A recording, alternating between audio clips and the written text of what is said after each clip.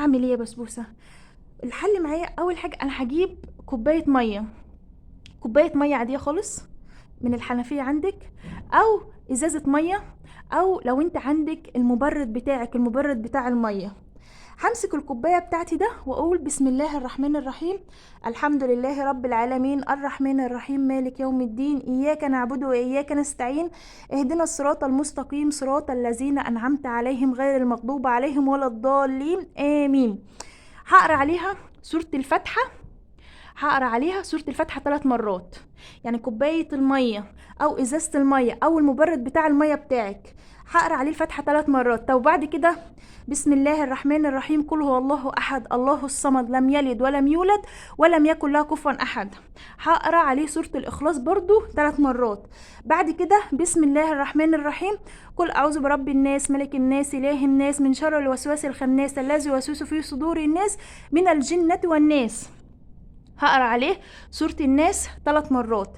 بعد كده بسم الله الرحمن الرحيم قل اعوذ برب الفلق من شر ما خلق ومن شر غاسق اذا وقب ومن شر النفاثات في العقد ومن شر حاسد اذا حسد.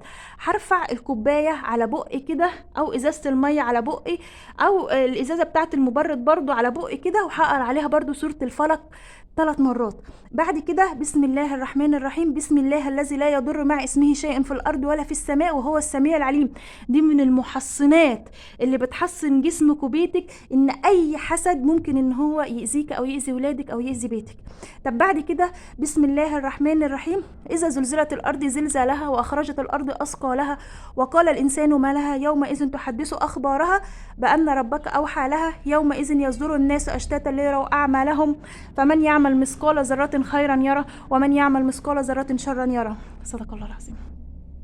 هقرا سورة الزلزلة، الحصن المنيع لبيتك وجسمك، استحالة ان اي حاجة تخرقه او اي حاجة تعدي في جسمك اذا كان حسد او اي حاجة. سورة الزلزلة وده سر والله ما حد هيقولك عليه. هقرا سورة الزلزلة 3 مرات برضو على كوباية المية. واخر حاجة معايا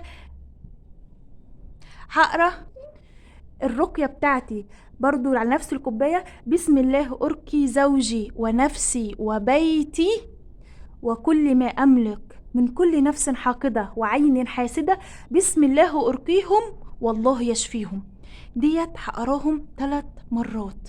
هقرا برضو الرقية دي 3 مرات على كوباية المية يا بسمة، مش أقل من 3 مرات على كوباية المية يا بسبوسة، أو على إزازة المية أو على المبرد بتاعك، واشربي منه وشربي ولادك وشربي جوزك. تمام. طب امتى يا بسم